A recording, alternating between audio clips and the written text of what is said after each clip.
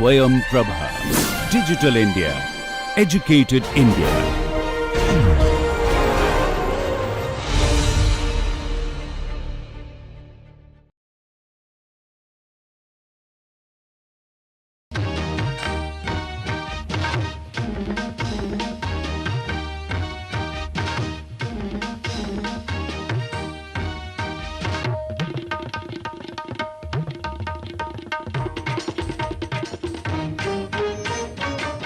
Now, we have been talking about a dashpot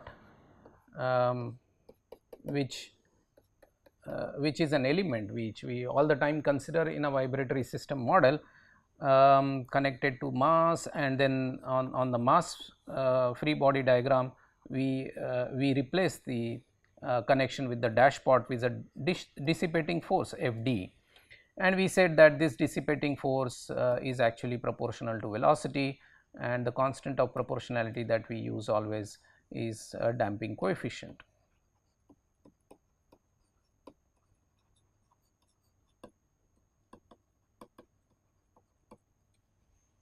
Okay. This damping coefficient, where is it coming from actually? So, if the dashpot is represented here, so in physical sense the dashpot is what? It's in a shock absorber also. The dashpot is like a piston moving back and forth in the cylinder with a viscous fluid around. So, there is a viscous fluid around this cylindrical cylinder outer surface. So, the fluid here is viscous in nature. So, it has dissipating force generated.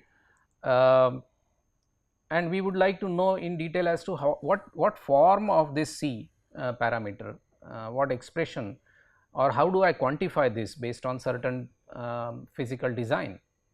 So, you might be aware that if a plate is separated by a viscous fluid, so if it is separated by this viscous fluid, and if there is an initial there is a velocity which is given to this this plate, okay, equal to, let us say, V, the shear stresses in the fluid film are going to resist that motion, okay, and through the Newton's law we all know that the shear stress in the fluid film is proportional to the rate of shear. So, dV or dV over dz, if z is the coordinate in the vertical direction. So, it represents the position across the thickness of this fluid film. The rate of shear and the shear stress are related through the coefficient which is the viscosity or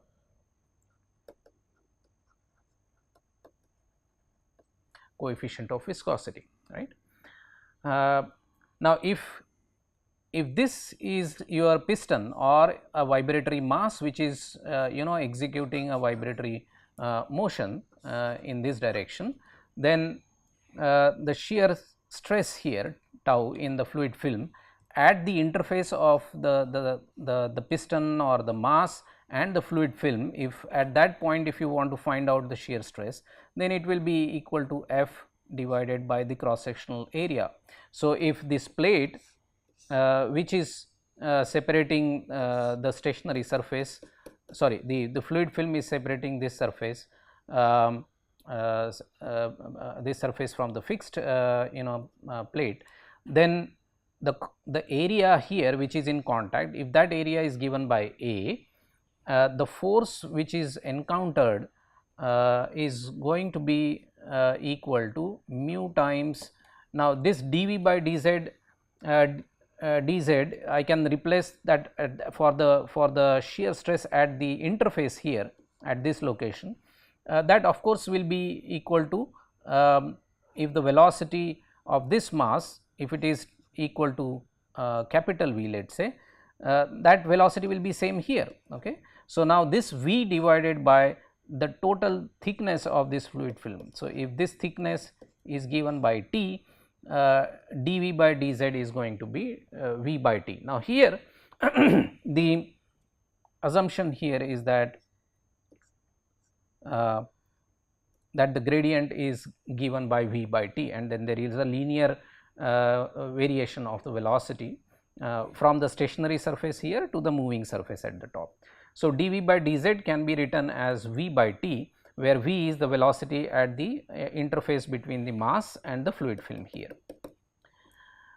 which actually now gives me a relationship between the dissipating force, the force that resists the motion of the plate or the mass over the viscous fluid film, to be equal to A times mu over T, and this V, the velocity, is nothing but our x dot value. It is the instantaneous dissipating force related to the instantaneous velocity of this particular mass, which is separated from the stationary surface through the viscous fluid film.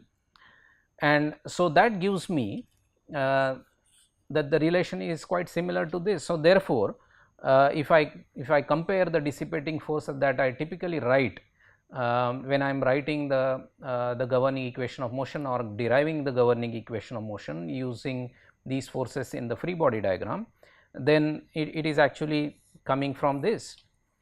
So, it tells me that the damping coefficient, this constant which I have been using, is actually now is given by A mu over T. Okay. Now, let me come back to this piston cylinder system, which is actually the physical realization of the dashpot, where if you want to relate this to this piston cylinder assembly, then what is separating the moving part with the stationary part?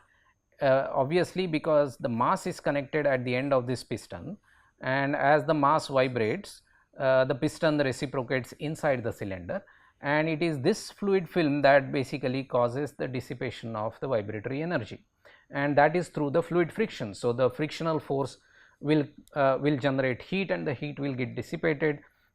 So, this is the source of the dissipation of vibrational energy. So, what would be the area in question? Obviously, the cylinder, the piston surface, outer surface of the piston is what is going to be. So, that is this area, that is going to be the area in question. Okay. Now, how much is that area? If the piston has a length of capital L, and if the piston has a diameter equal to capital D, then obviously this C will take the form of pi d L as the area times mu over T, which is the thickness of the fluid film. In this case, I might like to indicate the clearance between the piston outer surface and the cylinder inner surface. So, delta, if it is considered as the clearance between the piston outer surface and cylinder inner surface, then in that case this C is actually going to be pi d capital L over delta, and of course multiplied by mu. Okay. So, this is going to be the damping coefficient, which we have been using without really bothering to know as to where will it come from, right. Now, how will it come from? That if this dashpot is designed, you will get to know what fluid that you are using for a dashpot. So, some viscous oil will be filled up in this, and you will know what is the viscosity of that oil. So, viscosity coefficient of viscosity will be known to you. So, you know this particular parameter from the constructional details. You are dimensioning, you know what is the diameter, what is the length, and what is the clearance, okay, clearance between the piston and the cylinder. All of these will give a specific damping coefficient value, and the value will be of course Newton second per meter. Okay, that is the unit of the damping coefficient. Now, this mu if it is replaced by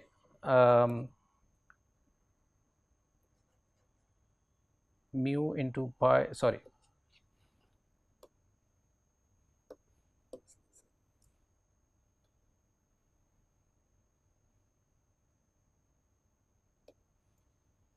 the alternate expression here, instead of coefficient of viscosity, I can use dynamic viscosity sigma pi d L over delta into 10 raised to power minus 3, where sigma is the dynamic viscosity in centipoise, given in centipoise. So, the alternate expression here for C is going to be this, where sigma is the dynamic viscosity. All right. So, based on the fluid that is being used in the cylinder and the dimensions of this piston and the clearances, you can numerically find the value of C, and that is how this C is going to come into the expression, right. In practice, when we use polymeric material, so we know that there are engine mounts which are made of polymeric material. So, in that case, instead of viscous damping, we will figure out that the loss factor or structural damping coefficient are the parameters which are used there. The dissipation is through intermolecular friction, dissipation due to the heat generated due to intermolecular friction in the material, as the material is cyclically stretched.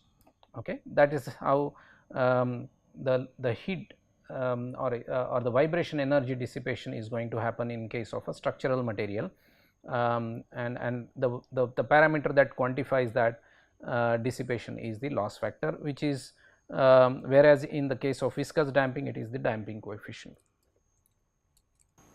Okay, this example of a typical vibratory system here. Now, I am taking an example of a lunar lander. Now, you are all aware that we have this Chandrayaan Yan, which is bound to moon, and I am sure it is going to have a landing on the moon, and the lander vehicle which is going to land on the surface of the moon is shown here, which is going to land, and when it lands, it is going to land through these props, and then of course, once it lands, then the rover is going to roll out.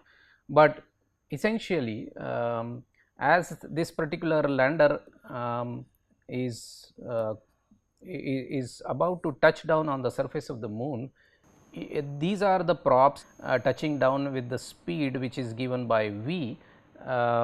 We are interested in figuring out that after it touches down on the ground, what is going to be the response, vibratory response of this lander after the touchdown. Okay.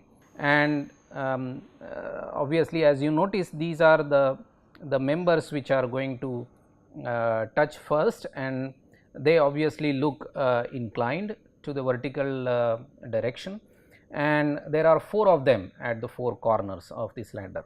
So, if you make a simplified model of this entire lander, it looks like this. So, there is a central mass here, and the outriggers here, so or the props which are shown here, they definitely might have the springs and dashpot which characterize its property, and there are 4 of them at 4 corners. And so, we would like to now make a vibratory model of this lander.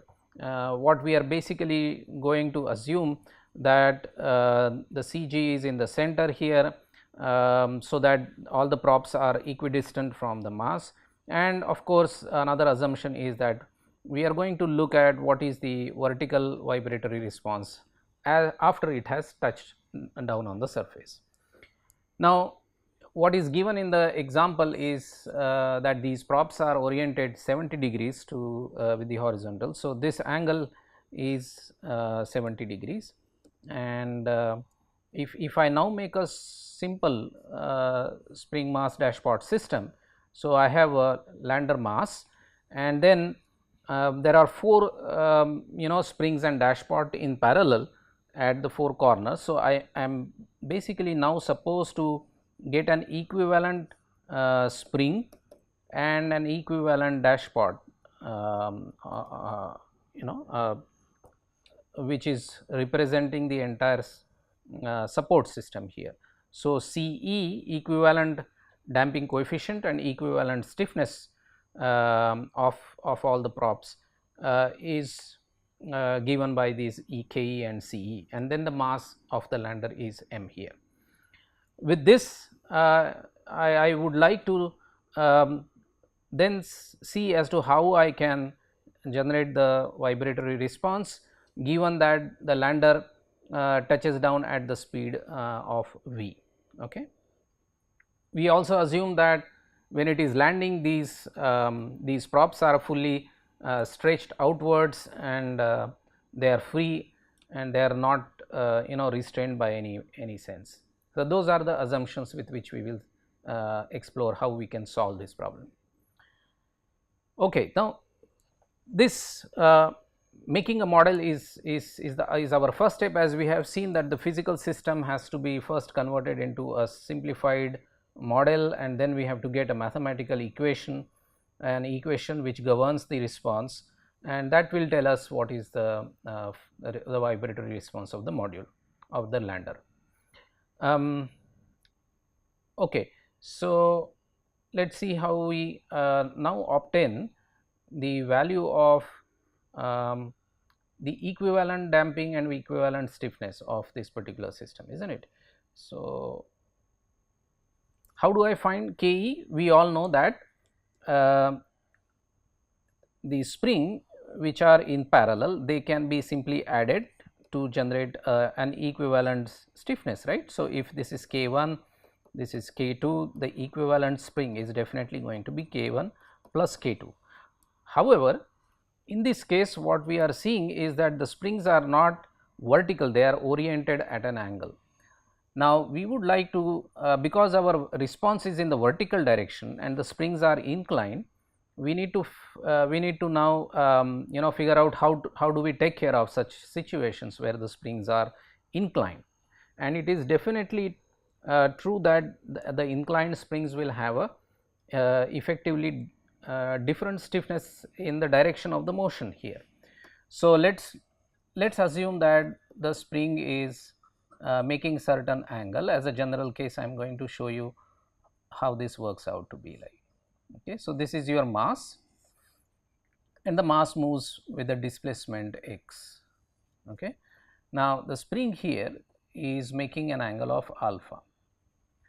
Now, if it moves by a small displacement x, okay. So, let us see, if it moves with a displacement x and it shifts to this point, this small displacement in the mass will cause the spring which is currently here to get stretched to this point. But will that be the total stretch in the spring?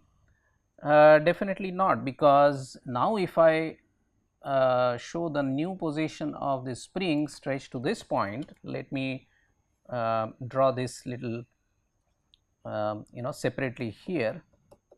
So, it is this distance which is x, okay, but the spring is really not stretching exactly with x value. The original, if I drop a perpendicular from here, and we now know that the original length of the spring, if it is capital X here, this is going to be capital X, and actually the spring will stretch by this distance.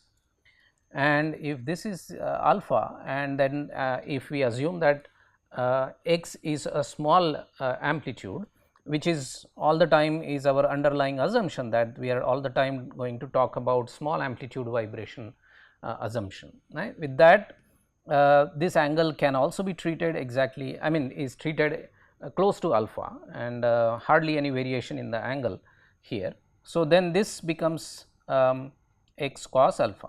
Okay. So, the net, even if the mass moves linearly in the horizontal direction by a value x, the stretch in the spring is not x, but is equal to x cos alpha. All right. Now, if you look at this mass as a free body and look at what is going to be the force which is going to act on this mass to pull it back to its original equilibrium position, the force is not going to act in the horizontal direction because the spring is inclined. So, the stretched spring will try to pull it back, and the force which the spring will apply, that force is going to be proportional to the stretch, and that stretch is x cos alpha, and because the spring constant is k, the force which is going to act at the connection point with the mass is going to be k x cos alpha. All right. Now, that force, if we resolve and see its component on the horizontal direction. Okay. So, now let us assume that this angle alpha made by the spring with respect to horizontal, the component of that restoring force which is going to act along horizontal direction in which I have applied the displacement, that is obviously going to be f cos alpha, right, which actually is k x cos alpha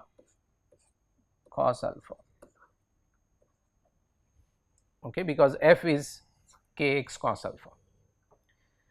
Now, if I am basically replacing the original inclined spring by an equivalent spring which is oriented in the direction of the motion, which I would like to do because I am going to orient it in the direction of the vertical vibratory response of the lander, that equivalent spring has to have an appropriate expression in terms of the stiffness of the spring. Okay. The stiffness of this spring irrespective of its orientation is going to be k, because the coil spring will have its own stiffness which is based upon the coil diameter, the wire diameter, the pitch, and so on. So, that stiffness is known, but what is its effective stiffness in the direction of the vibratory motion, which is horizontal, or in this particular case vertical, will be given by Ke. Now, this Ke obviously is multiplied by x is going to be the force which is actually this force. Okay. So, Ke into x is the force, and that force here has to match, and therefore, this f I can replace as k x cos square alpha and is equal to Ke into x, which actually means that the effective stiffness for an inclined spring is going to be k cos square alpha. Okay. So, for getting the same displacement x, an equivalent spring stiffness Ke has to be equal to k cos square alpha. Okay. So, that is basically how we treat an inclined spring. Now, all these four springs are inclined. So, if we consider these inclined spring as an equivalent spring in the vertical direction, and then look at these four springs at four corners as having the stiffness, equivalent stiffness as Ke, then obviously the final stiffness for the lander is going to be 4 times Ke, assuming that all the props have the same stiffness characteristic. And on similar lines, it is straightforward to also write the total effective stiffness damping be equal to 4 times Ce, where again Ce is going to be C cos square alpha, because the way we have got this Ke expression on similar lines, you can show same thing applies for the damping coefficient. Now, with this we can finally show this mass, stiffness and damping model single degree of freedom lander model, having their individual values given by these, and now the model is ready, because you can you know that the value of k is given by this, the value of c is given by this, and then the touchdown speed is also mentioned here, v is equal to 0.2 meters per second. So, if the touchdown speed is 0.2 meters per second, how this mass of the lander is going to vibrate after it has touched down. The lander mass is also given as 3000 kg. So, what you needed was what you needed to solve this problem is all now in place. How do you solve for the response? We all know that this is now going to be a spring mass dashpot vibratory system, single degree of freedom system, and once it touches down, assuming that nothing else is exciting it, it is the classic case of response to initial disturbance or initial conditions, which for which we have already derived and know the expression for the response, which is given by this cos omega dt minus phi I, and the expressions for capital X and phi I, they also are properly they are known, because they are functions of zeta, x naught, v naught and omega n, right. Similarly, phi I is also function of all these parameters. So, the expressions are already known to you. You can find out what is the capital X value based on the values of x naught, v naught. The initial displacement, initial velocity is known.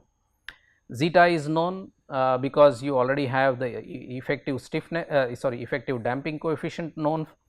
In this particular case, the numeric value of C is known. Zeta is basically going to be C over Cc. Now, Cc is 2m omega n. Okay. So, you can find out what is omega n. Omega n is square root of k over m. Now, this k is nothing but this value, 4 times the effective stiffness. So, you can find out omega n, you can find out zeta, everything in this case is known. The only thing that you need to understand, that the value of initial conditions.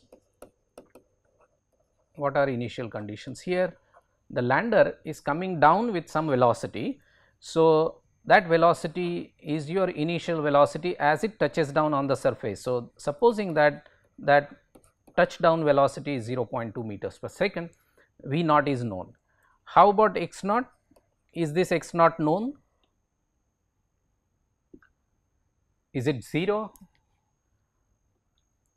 Now, you may notice here that when it touches down, we have assumed that these props are fully stretched out, right. That means they are not compressed. So, the springs in the props are outstretched and the mass is sitting here. Okay. So, it is still to touch on the ground, right. So, when it is not touching the ground, we are assuming here that these are fully stretched. The moment it touches down and the mass exerts its weight on the spring on all the 4 props, there is going to be a shift in the position of the mass, and that if you remember, we mentioned that as the static deflection. The deflection delta will get will have a value which is given by mg over the effective stiffness. Now, if I call this effective stiffness as K effective, then this K effective is going to be influence the value of static deflection of this lander mass. Of course, you need to take into account the appropriate value of g, because it is a lander on the moon surface. So, g needs to be appropriately taken. It cannot be 9.81, which is on the earth. So, essentially by knowing these values, you will be able to know with how much deflection the mass settles down at the mean equilibrium position. The subsequent vibration is going to happen around that mean equilibrium position. Okay. So, this is important, that once it touches down, the vibration is going to happen around the mean equilibrium position after it touches down, which actually means that my initial condition x naught will be actually mg over k effective. Okay. And because just at the time of touching down, the springs are fully stretched out, and then it will depress or deflect to mean equilibrium position. So, initial conditions are not only touchdown velocity, but also the unstretched part of the spring. After the landing is complete, and assuming that it does not bounce back, the motion is going to be around the mean equilibrium position, which is given by mg over k effective. Okay. So, this is the k effective that you have, which is equal to 4 times the equivalent prop stiffness considering the inclination of course, the inclination, the angle alpha that you are going to use here, that alpha angle will not be 70 degrees, it is going to be 20 degrees, because that is the angle it makes with the direction of the motion. 70 degrees are with horizontal, but the motion is vertical. So, it is going to be 20 degrees. That is how all the parameters of this response equation are now known, and then you can find out the response x of t as the lander lands on the surface. So, obviously, because it is a damped case, the amplitudes are going to decay depending upon the value of the damping factor, and therefore, you need to find out how this amplitude time history is to be obtained. What is the relevance of this exercise? I as a designer would like to know, now this is important, I would like to know what is the peak response amplitude which is expected if it touches down at 0.2 meters per second. If this amplitude after touchdown is larger than what a prop stiffness can handle, for example, if it is a coil spring and if it becomes solid, then you can have very large forces getting transmitted, and so basically based on the constructional details of the prop, I might use this information that I generate through this exercise as to find out whether these props are properly designed to take up so much of amplitude of motion. Of course, the amplitude is going to be the encountered only once, and based on the damping the amplitude will decay gradually. Okay. But this first peak is going to be important from the design perspective of the props. So, how do I use this response that I get finally? As you recall, the entire vibration analysis has the first step, which is getting the physical system converted into a simplified vibratory model. The most challenging part, which we have done here, the physical system was modeled like a simplified vibratory model, but not only that is important, but finally when you generate the response, how do you use that response and interpret the outcome from the design perspective. So, one example here could be to check whether this response which is generated after it touches down, whether it is acceptable, or should I reduce the touchdown speed, or let the touchdown speed be higher if it can take care of that touchdown speed. So, essentially to carefully calibrate the touchdown of this lander, I might use this response which I am getting or which I am calculating for the purpose of design iteration. Okay. This is how this problem can be solved. Okay. Now, with the viscous damping model, there are alternate damping models available. Usually it is common practice to start discussing damped vibration response with the viscous damping model. That means the dissipating force considered proportional to the vibrational velocity of the mass, and the proportionality constant treated or considered is the viscous damping coefficient. So, here the assumption is the dissipating force is equal to or is proportional to the velocity. So, it is given by the expression C x dot.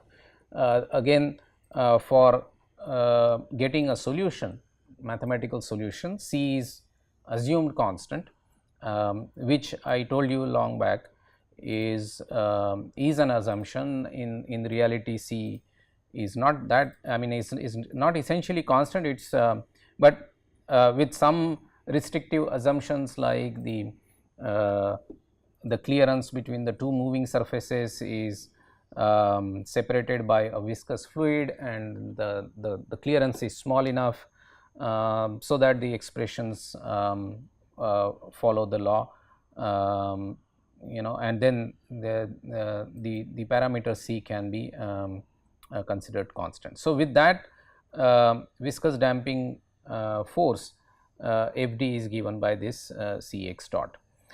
The viscous damping is the first damping model that we have. The dissipative force, as you see, is modeled by C x dot. Now, what we shall do immediately following this discussion is exploring other damping models, because in practice for mechanical systems other damping are equally prevalent, and they are very important to study. So, after we talk about the viscous damping, we shall have a look at other damping models as well. So, in case of viscous damping, as we plot the dissipating force versus the displacement cyclically, as the vibratory system oscillates, it dissipates an energy which is given by the area within this graph of the dissipating force versus displacement, right. So, for a pure viscous damping case, the path traced by the dissipating force with the displacement against displacement is given by this area, and if we find this area, we get the cyclic energy dissipation, right. So, how is this expression arrived at? If we consider the viscous damping, then we all know that we can first write the expression for the displacement by this x, let us say sin omega t, where omega is the frequency of oscillation, and we know that from this expression we can get an expression for the velocity. Let us say if I write this as capital X omega cos omega t, and of course, the dissipating force F d is C x dot, which if I substitute for x dot, this is going to be C into x omega cos omega t, right. That is your x dot.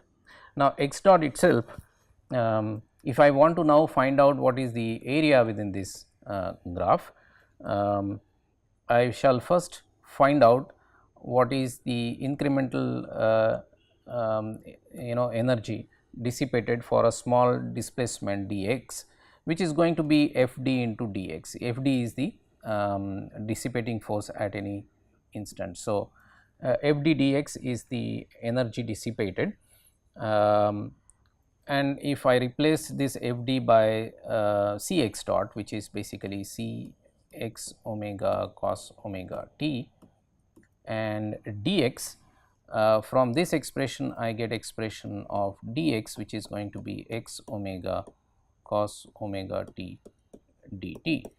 So, I replace the dx with that expression. So, dx if I replace as x omega cos omega t dt. So, that is how I replace this dx in this expression.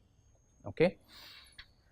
So, if I want to find the total energy dissipated, that is W d, that W d is going to be the cyclic integral dW. Let us say, because we have got this in terms of time, the total time for one cycle is going to be 2 pi over omega. Okay. So, that is the period of one oscillation here, right. So, this total energy dissipated is going to be integral 0 to 2 pi over omega. I can write this as C x square omega square cos square omega t and dt, that is it. So, if I integrate this within the limits 0 to 2 pi by omega, it is quite straightforward to show that this turns out to be pi c omega x x square, okay. And that is how the energy dissipated in a cycle for a viscous damping case can be shown to be this. You will wonder why are we doing, I mean how this expression is useful for us, because we already have an expression for FD which we have been using in solving many of the problems in the past.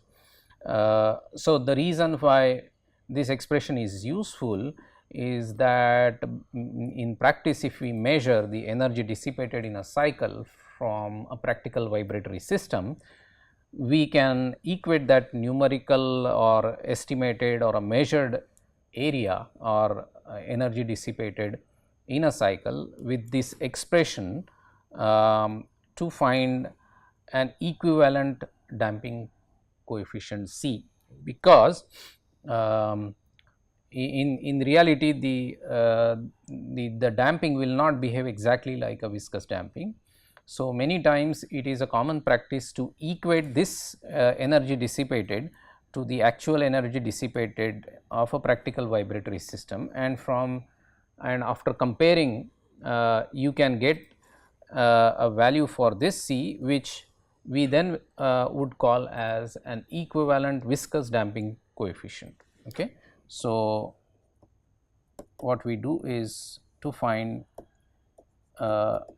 equivalent viscous damping coefficient by comparing the two expressions or energy values. The advantage then we get is we simply replace this equivalent viscous damping coefficient value in all the expressions that we have derived for a pure viscous damping case. So, we assume that the actual damping behaves almost like a viscous damping case, its numerical value is obtained from here, and then the solution process goes as per the viscous damping case. So, that gives us a reasonably accurate estimate of the vibration response. So, in that context, this expression of cyclic energy dissipation for a pure viscous damping case is relevant. We shall see that part shortly when we discuss the other types of damping, okay. So, I hope this is clear that the expression for cyclic energy dissipation for a pure viscous damping is obtained as you see here. These can be implemented and can be seen in some civil structures, like for protecting them from earthquake excitations, and so their actual picture can be seen here. So, there are variety of places where these viscous dampers are can be used, okay. Now, we did some tests ourselves in the lab. So, you can see a typical commercial damper which of course has a spring as well, and then internally in this particular cylinder the dashpot generates dissipating force. So, a typical way of characterizing that is to hold it in a machine to give it a cyclic motion. So, you can give it a cyclic motion and then the machine measures the force as well as displacement as the damper operates under those cyclic motions. Please make a note, previous slide also showed us how we used a harmonic motion to characterize that or find the energy expression. So, this is practical way of characterizing the damper.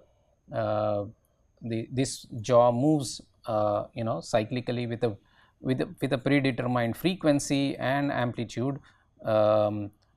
Okay, so both of them are simultaneously measured, and from that we plot force which is encountered by the dashpot uh, with its displacement, and you may get force versus displacement diagram at a particular frequency. So, this dashpot was for example, if you want to test it at 2 hertz, 10 mm displacement, this is how the diagram looks like, and then the area within this diagram is actually indicative of the energy dissipated in a cycle.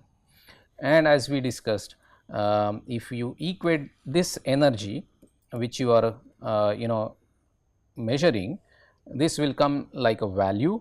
You will then equate this frequency is known with which you have moved the jaw, and the amplitude that you have given or set to this dashpot.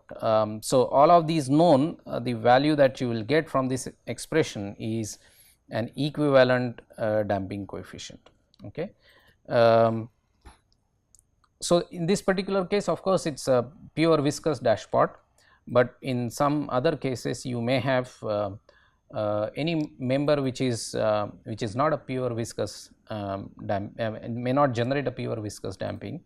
Then in that case, whatever damping coefficient that you get is going to be an equivalent viscous damping coefficient. The reason is this area or energy dissipated, we are equating it to the to this expression which is derived only for a pure viscous damping case. So, therefore, the damping that you get is going to be an equivalent viscous damping coefficient. Another example of a different damping model is hysteretic or a structural damping, also called as the material damping. So, you will find the application in more number of practical implementations than pure viscous damping case. So, this is more widely occurring damping in mechanical, aerospace or civil structures than the pure viscous damping case. So, this picture shows the bogie frame of one of the train, and you can notice here the wheels and the axle is separated using this elastomeric damper. Okay. So, that damper in a close view, if you can notice, looks like this. So, there are plates, metallic plates separated by elastomeric material pads, and then as the motion happens, the pads undergo friction, intermolecular friction. So, this hysteretic or material or structural damping generates dissipating force because of the energy dissipated because of the intermolecular friction, rather than due to the fluid friction separating the two moving bodies. So, how do we make a model for such cases, like the dissipating force that we have been writing as Cx dot for a pure viscous damping case, whether this will be valid or it should be modified. Now, obviously, if you look at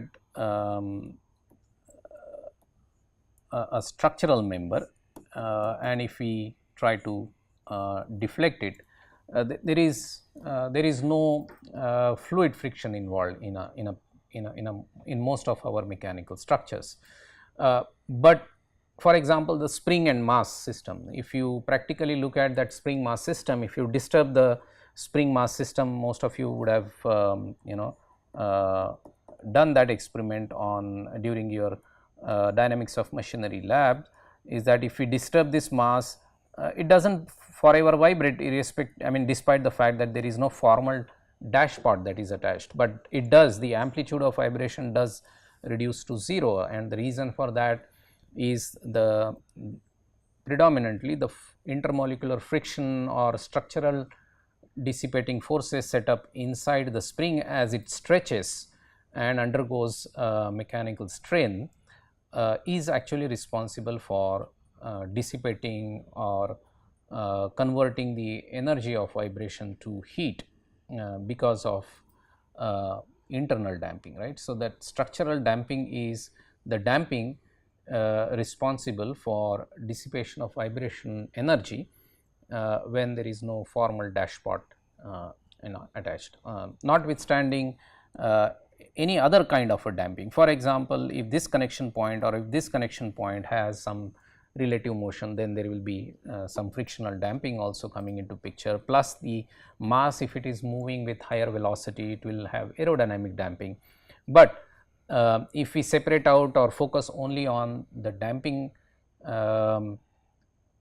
force provided because of the intermolecular friction forces set up within the body of the material, that damping is our structural damping.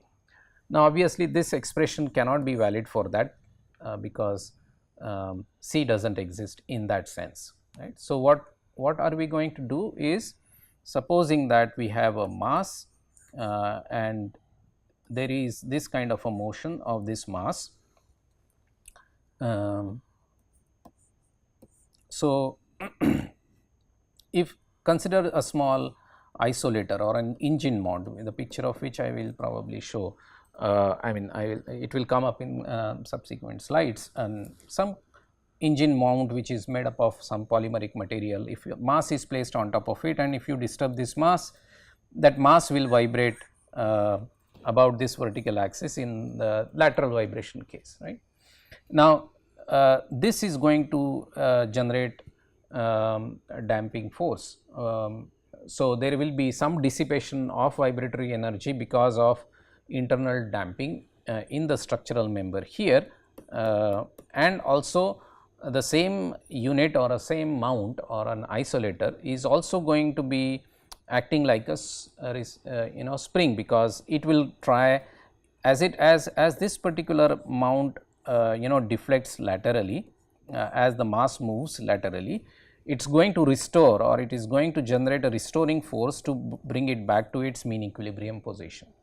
So, the same mount acts both like a spring as well as a dashpot. So, it makes sense to write this the restoring force. I will write this as Fr. This restoring force Fr, which is generated as the mass tries to move given an initial disturbance. So, both the restoring force because of the springing action of the structural member, which is a mount, will generate a restoring force which is going to be Kx. X is the lateral displacement here, but because there is a dissipation also because of the internal damping or due to intermolecular friction within the material, it is going to generate some dissipating force, which we are assuming to be given by Cx dot. Now, Cx dot is reserved, as we see, for a viscous damping case. So, what we are going to do is to somehow get an appropriate expression for this C by comparing the energy dissipated in a cycle for a structural damping case or a hysteretic damping case. And we all know, we have seen that whenever a structure or a structural member is subjected to oscillating displacement, it undergoes stress versus strain variation given by this. So, it may be in the form of a stress strain diagram, and this loop we all know is known as the hysteretic loop, and the area within this loop is the energy dissipated in a cycle. Okay. Now, if we are in a position to quantify this as Wd, the energy dissipated in a cyclic motion, what we can do is we can equate this to pi c omega x square, which is the expression we have derived for a pure viscous damping case, and then we can extract an expression for C and use that C here, assuming that this quantifies whatever damping that we have in the structure. Now, it has been observed from experimental investigations that most structures, um, for most structures, this energy dissipated in a cycle is proportional to square of the amplitude, okay. And that we can write as alpha x square, alpha being the constant of proportionality. This expression is valid for structural damping or hysteretic damping, where it has been observed that the energy dissipated in a cycle is proportional to square of the amplitude. Now, what we can do is, if that is the case for structural damping, we equate this energy dissipated in a cycle for a structural damping to the expression for viscous damping, so that we get an expression for an equivalent viscous damping coefficient, which we will plug in the expression for the restoring force. So, with this we can get an equivalent viscous damping coefficient. Why we are saying this as an equivalent viscous damping coefficient is because it is actually not a viscous damping, but for the sake of this mathematical expression, we are plugging this C expression into the restoring force expression. With that, we can definitely see that the expression for C equivalent turns out to be alpha over pi omega. Okay. So, that is the expression for a viscous damping coefficient, an equivalent viscous damping coefficient obtained by equating the energy dissipated in case of a hysteretic damping to the energy dissipated expression from the pure viscous damping case. Now, we can write the restoring force Fr to be equal to K into x. Now, this x I will write as, I will assume that again we are assuming a harmonic response or a harmonic motion of the mass, which we can write as either x sin theta or x sin omega t, or you can always you can as well use a complex expression, or an expression for x of t in a complex form. So, capital X e to the power j omega t is similar to writing x cos omega t minus phi or that. So, this expression is the assumed harmonic motion of the mass as it is perturbed, and I can write x dot from this by writing this as j x omega e to the power j omega t, right. Now, with those two expressions, I can write Fr to be k x e to the power j omega t plus this C is now going to be replaced with an equivalent viscous damping coefficient. So, it is going to be alpha over pi omega, and then x dot will be j omega capital X e to the power j omega t. Okay.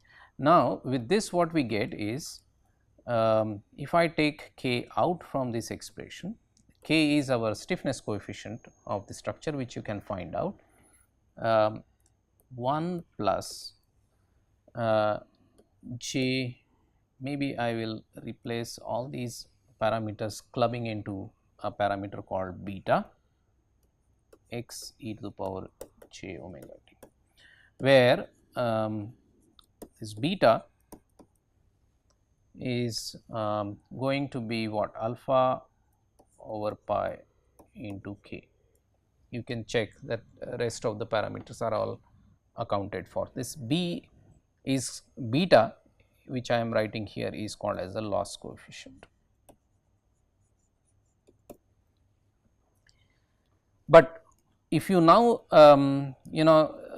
just compare this restoring force to the typical restoring force of a structure which we consider, the restoring force typically we know for any displacement is going to be k into x. Now, here the same way we can write as k tilde e to the power x j omega t, or I can write this as k tilde x of t, right, because this is nothing but x of t, and this I will club as, or I will call this as k tilde, where k tilde you can very clearly notice from this expression that it is now turning out to be a complex stiffness, right. So, the stiffness which we are getting in the structural damping case is a complex stiffness. You can see that there is a real part and then there is an imaginary part associated. So, this is the complex stiffness that we get from the derivation that we have done here. That complex stiffness is a very peculiar character of the hysteretic or material damping, and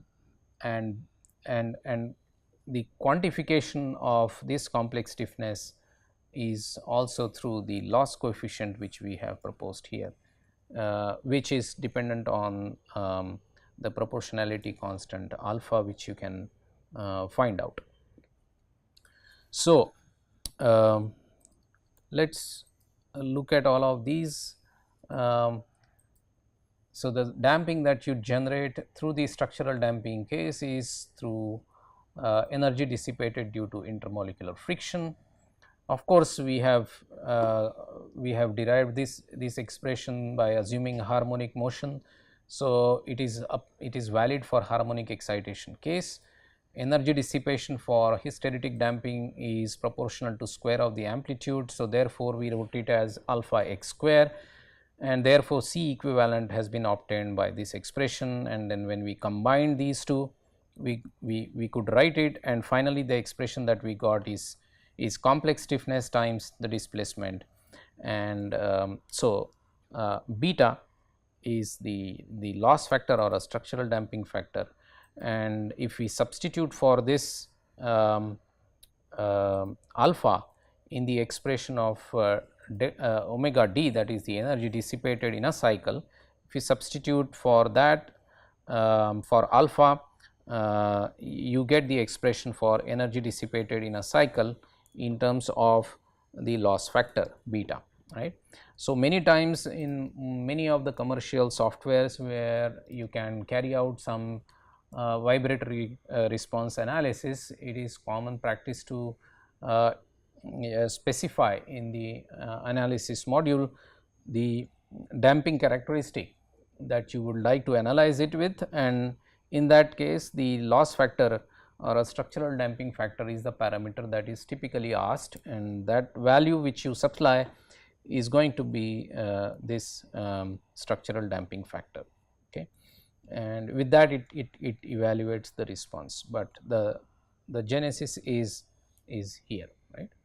So, this is where the damping in the form of structural damping or a hysteretic damping is to be accounted for. So, the second type of common damping model that we have considered here is the structural damping model. We shall take some examples based on this little later, but let us now very briefly look at what is the third most common damping model. Now, obviously, if it is not a viscous damping, if it is not a hysteretic damping, you will get you have an alternate damping, that is the third type of damping, which is called as the Coulomb damping or a dry friction damping. But I think before we do that, another small example of structural damping is the actual measurement that we did in the lab of characterizing this kind of engine mount. You can notice that there is an outer cylinder made up of some aluminum alloy, and then at the center you have the metal piece, which you can see here, and between these two structural members, the internal cavity is all filled with elastomeric material, the rubbery polymeric material. That is basically is the material which is responsible for the dissipation of vibratory energy. So, if you actually test it, again this was tested in the similar kind of a machine for its load deflection character, and you can see that there is of course a very small um, area in a cycle which is indicative of the damping in the system. So, this is a typical way in which you characterize for its damping property the mount as well as its stiffness. If you take the mean value and find out the slope of it, that is going to characterize for its stiffness value, and the area bound by the loop gives you a measure of the damping in the system. So, you can find out the structural damping factor or a loss factor from this graph and then use it for further analysis. Larger this loop area, more is going to be the damping and so on, right. So, that is how you can characterize. So, these are the recall questions. Kindly attempt these questions, very simple ones based on what topics discussed in today's lecture, and you can cross check your answers with those given in the next slide.